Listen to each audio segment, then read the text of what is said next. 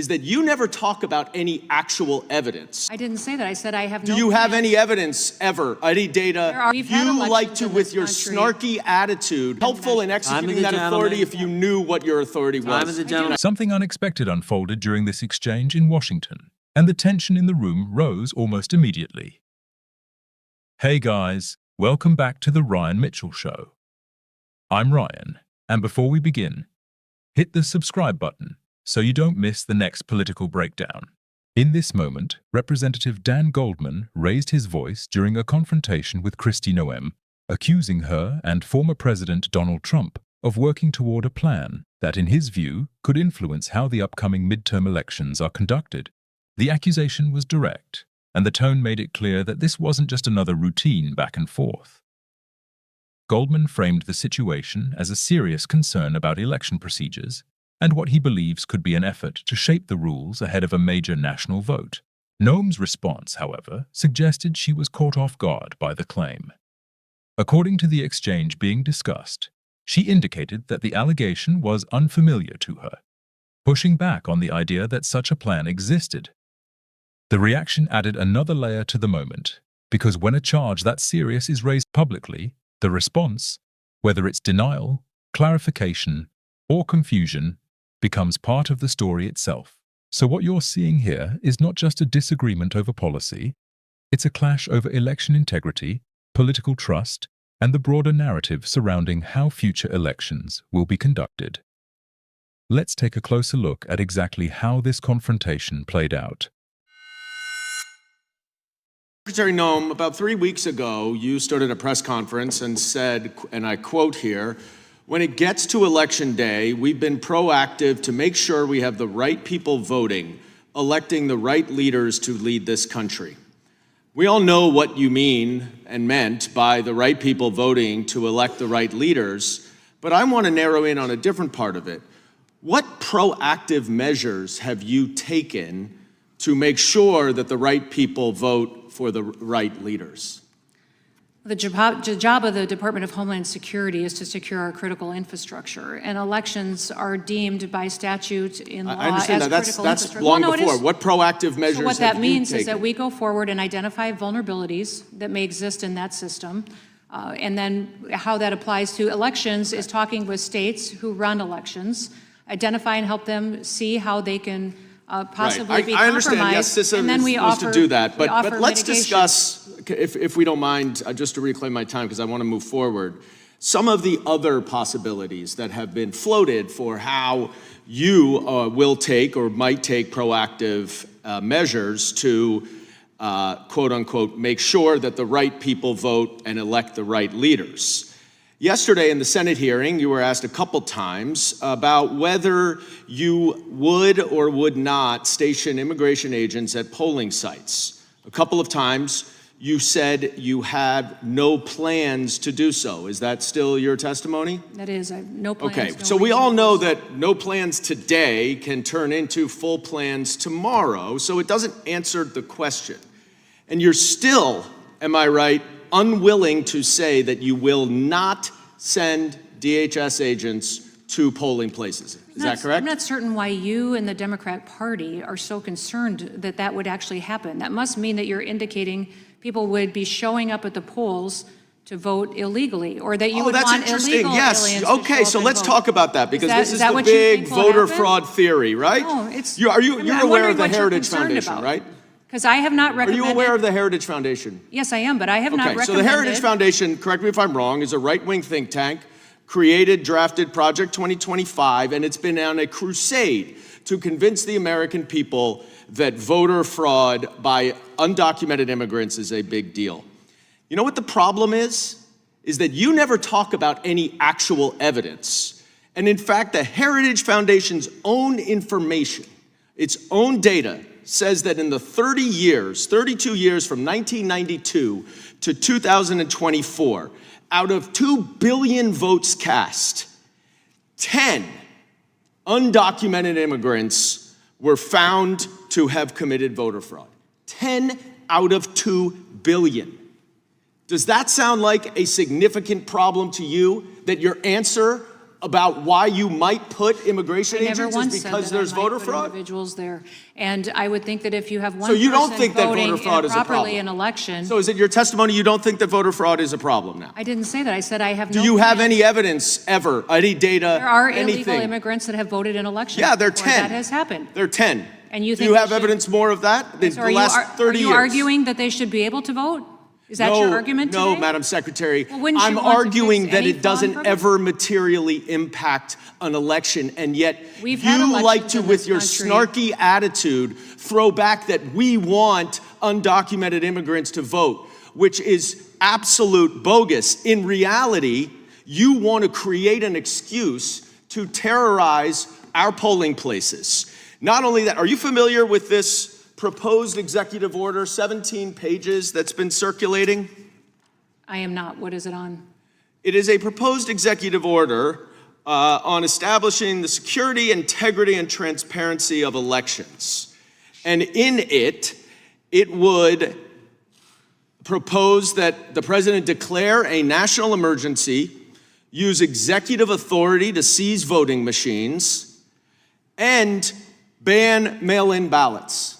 You've not seen this at all? I have not read that, and I have not had those conversations with anyone at the White House.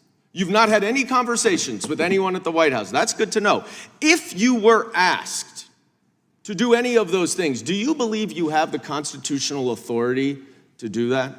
We are looking at the vulnerabilities to elections, That's not my making question. recommendations to states. Do you on what they think can you have do the to make sure they have constitutional secure authority elections. to seize voting machines, to seize voter rolls, to prohibit mail-in ballots? Do you believe you have that constitutional I've not authority? done an analysis on that, so I would not be able to speak as an You're the expert. secretary of the department that is in charge of maintaining election security. You don't know what your authority is or is not? My authority is to identify vulnerabilities and to recommend Well, it would be mitigation helpful in measures. executing that authority if you knew what your authority was. Time of the I do gentleman. know I what yield my back. authority is. I do think the secretary knows the right people voting are citizens, something that we passed the bill to make sure that happens. And I assume that's what she was referencing when she made that statement. You should look at the Heritage Foundation study. study too, Mr. Chairman. No, I'll be happy to look at it. I just think citizens should vote. You guys think that that shouldn't be a requirement. So do we. I now So want do to we. recognize It's just the not an issue. It's not a former problem, and Attorney yet you keep General. talking about it. Gentleman's time has expired. I now want to recognize the former Attorney General. Now take a look at what recent reports have revealed about the larger push involving voter ID policies,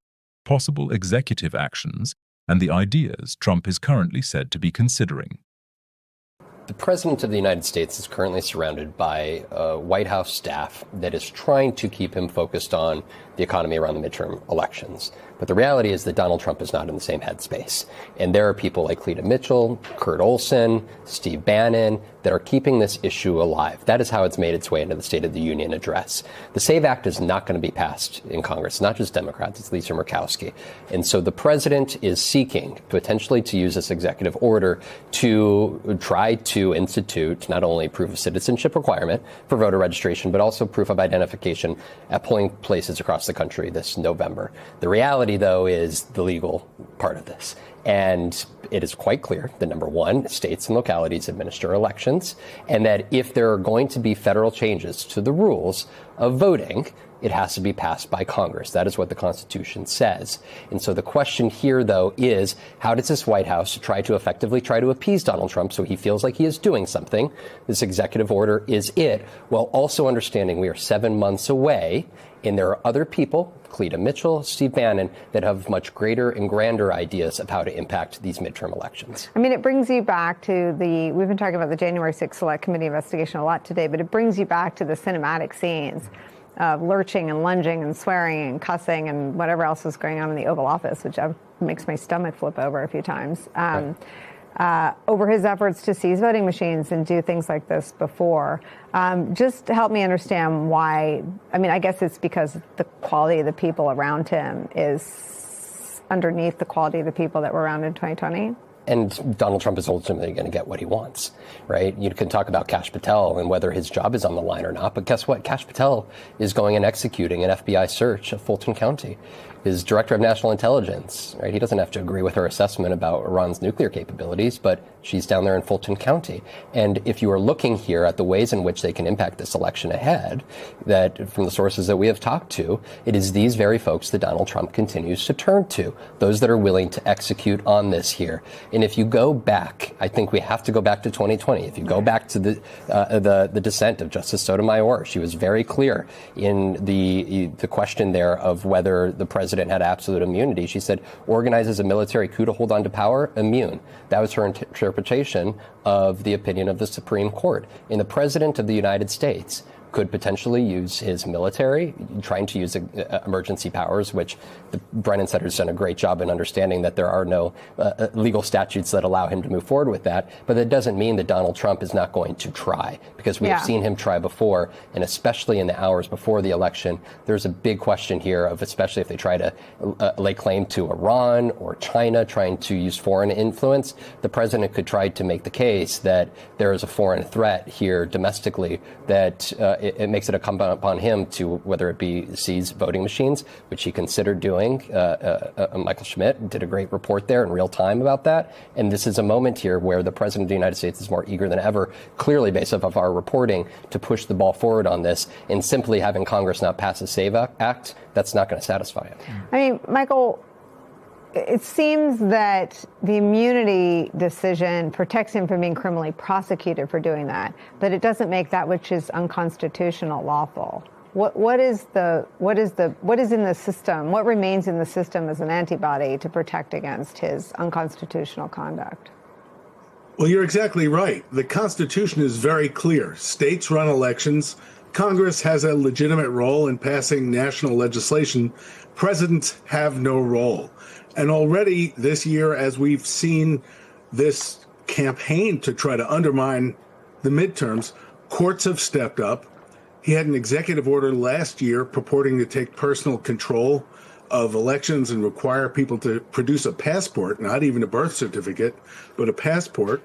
And it was blocked by the courts, which said it was illegal. There's no legal basis for any of these things that are being reported. And this notional executive action claiming Chinese influence in 2020, it seems to be based on sort of wackadoodle theories by election deniers with no basis in reality. Courts are willing to step up, and states have a role as well. They run the elections. So I do think that if we are aware, if we're calling out these efforts, and if we all do what we need to do, we can have secure and free and fair and hopefully uneventful elections in November. Michael, the November elections were an absolute political calamity for Republicans. The margins were so massive. It's my experience from being on campaign sides that voters internalize dynamics, and it's almost a GOTV. It's almost a get out the vote message to tell voters that their vote is at risk. It's going to be harder to vote. They don't want you to vote. It's just a piece of sort of human psychology in my time in elections, that the harder you make it, the more you drive up incentive to vote. Other than that, what is the thing that voters can do to protect their right to vote?